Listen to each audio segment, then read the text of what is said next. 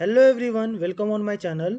आज के वीडियो में हम जेनेटिक डिसीज यानी कि आनुवंशिक रोग के बारे में पढ़ेंगे और इससे रिलेटेड जो पीडीएफ है वो मैं डिस्क्रिप्शन में डाल दूंगा, आप वहां से उसे डाउनलोड कर लीजिएगा।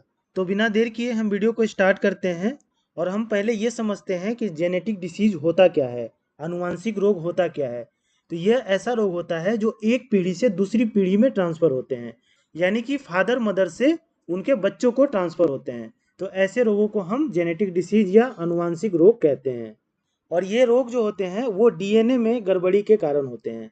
जब डीएनए में गड़बड़ी हो जाता है तब ये जेनेटिक डिसीज जो है होता है।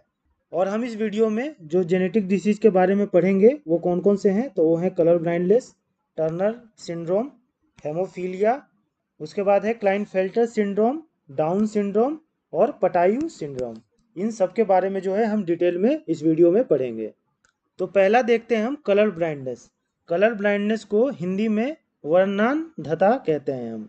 और कलर ब्लाइंडनेस जो है ये एक आँखों का रोग है और इस रोग में जो रोगी होता है वो एक से अधिक रंगों का बोध नहीं कर पाता है, यानी कि उसको आइडेंटिफाई ये नहीं कर पाता है एक से बहुत रंगों को, और उसे रंगों को पहचानने में काफ़ी ज़्यादा परेशानी होती है। जैसे कि आप इस पिक्चर में देखिए, यहाँ पे अगर जिसको कलर ब्लाइंडनेस होगा उसको ये जो नंबर इसमें लिखे हैं उसको नहीं नज़र आ रहा होगा, और जिसको कलर ब्लाइंडनेस नहीं है वो इजली इसको पढ़ सकता है कि ये 71 लिखा हुआ है। और अगर आप गवर्नमेंट जॉब की तैयारी कर रहे हैं तो वहाँ पे जो है मेडिकल होता है आपका रिटर्न और इंटरव्यू हो जाने के बाद, और उसमें जो है मेडिकल में ये कलर ब्लाइंडनेस चेक किया जाता है। उसके बाद यह जो रोग है वो नर में यानी कि मेल में होता है, ठीक। लेकिन इसकी वाहक यानी कि कैरियर जो है वो कौन होती है, फीमेल होती है। इसका मतलब ये हुआ कि अगर किसी माँ को ये बीमारी है, कलर ब्लाइंडनेस, तो उसके बच्चे को ये बीमारी जो है वो जा सकता है। लेकिन अगर किसी के फादर को ये बीमारी है, ठीक, और उसकी माँ को ये बीमारी नहीं है, तो उसके जो बच्चे होंगे उसको ये बीमारी नहीं आएगी। इसका मतलब यही हुआ कि इसका जो कैरियर है वो कौन है, फीमेल है। फीमेल से ये रोग जो है बच्चों में जाता है।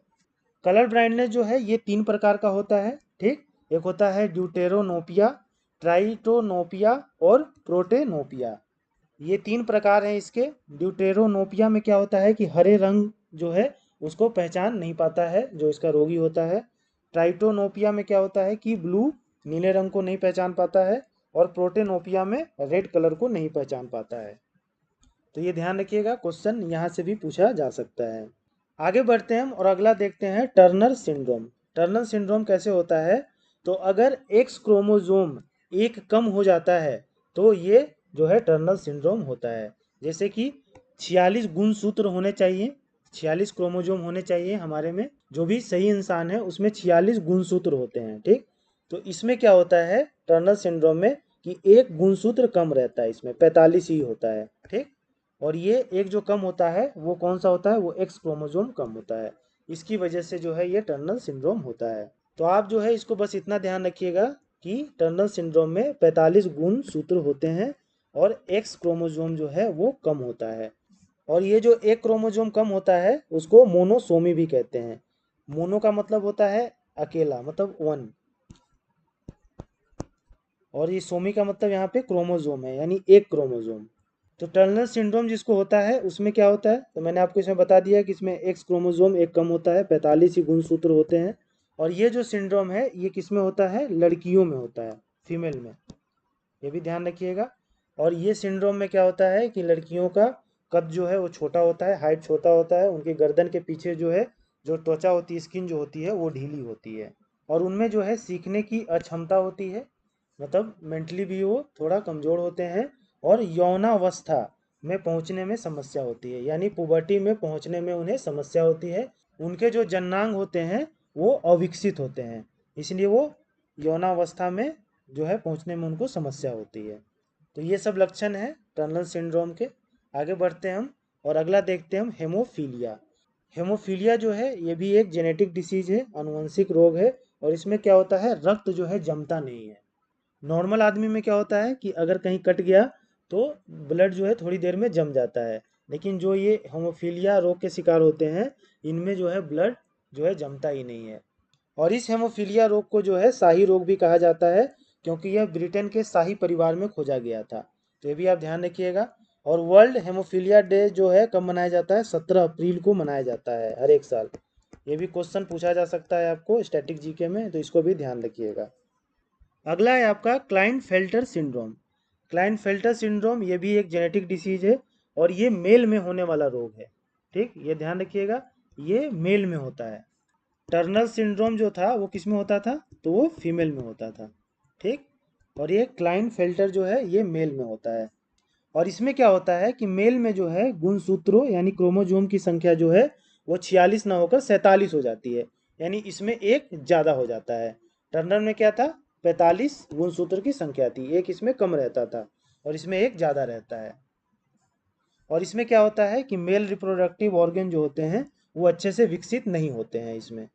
और जो ब्रेस्ट है वो फीमेल्स की तरह हो जाती है, जैसा आप इस पिक्चर में देख पा रहे हैं, जो ब्रेस्ट है वो फीमेल की तरह हो जाती है क्लाइनफेल्टर सिंड्रोम में। और इस रोग से पुरुषों में क्या होता है? नपुंसकता आती है, इम्पोर्टेंसी आती है।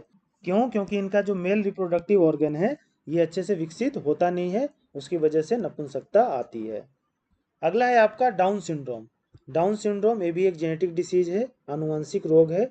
और इसमें क्या होता है कि आपका शारीरिक और मानसिक यानी कि फिजिकल और मेंटल विकलांगता जो है आ जाती है इसमें। और ये जो बीमारी है एक अतिरिक्त गुणसूत्र, एक अतिरिक्त क्रोमोसोम 21 की उपस्थिति के कारण होता है। ये भी ध्यान रखिए, काफ़ी इंपॉर्टेंट है कि एक क्रोमोसोम 21 एक्स्ट्रा रहता है जिसकी वजह से ये डाउन सिंड्रोम आता है। और इस रोग से पीड़ित व्यक्ति की आंखें जो है टेढ़ी रहती है, जीभ मोटी रहती है और उनका जो शरीर का ढांचा होता है वो अनियमित रहता है, सही ढांचा नहीं होता है, जैसा आप इस पिक्चर में देख पा रहे हैं। अगला है आपका पटाउ सिंड्रोम। पटाउ सिंड्रोम जो है ये भी एक जेनेटिक डिसीज है और इसे जो है ट्राइसोमी 13 भी कहा जाता है, ये ध्यान रखिएगा। क्यों कहा जाता है? क्योंकि इसमें जो है एक गुणसूत्र यानी एक क्रोमोसोम 13 जो है वो ज़्यादा होता है, जिसके कारण ये रोग होता है। देखिए डाउन सिंड्रोम में क्या था? एक क्रोमोसोम 21 ज़्यादा था और पटाउ सिंड्रोम में क्या है? 13 ज़्यादा है। ठीक, गुणसूत्र 13 एक ज़्यादा है इसमें। उसके बाद इस रोग से जो पीड़ित व्यक्ति रहते हैं उनके होंठ बीच से फट जाता है, जैसा आप इस पिक्चर में देखिए, इस बच्चे का होंठ जो है क्या है? बीच से फट गया है। और इनके तालू में दरार पड़ जाती है, पैर चपटा रहता है और व्यक्ति जो है मंद बुद्धि और नेत्र रोग से भी प्रभावित रहता है। तो ये सब लक्षण है पटाउ सिंड्रोम के। तो होप आपको सारे जो जेनेटिक डिसीज मैंने पढ़ाया वो समझ में आ गए होंगे। इससे रिलेटेड पीडीएफ मैं डिस्क्रिप्शन में डाल दूंगा, आप वहाँ से डाउनलोड कर लीजिएगा और इसे रिवाइज करते रहिएगा। सो मिलते हैं नेक्स्ट वीडियो में, और आपको वीडियो पसंद आया तो please like share and subscribe to my channel. Thank you.